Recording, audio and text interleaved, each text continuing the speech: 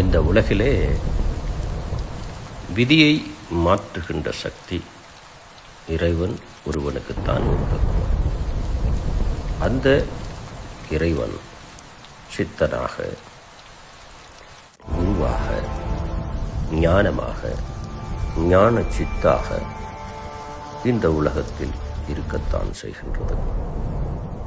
அந்த வழியில் மனிதா, உன் தலைவிதி இதுதான் அப்படி என்று புலம்புகிறாயா?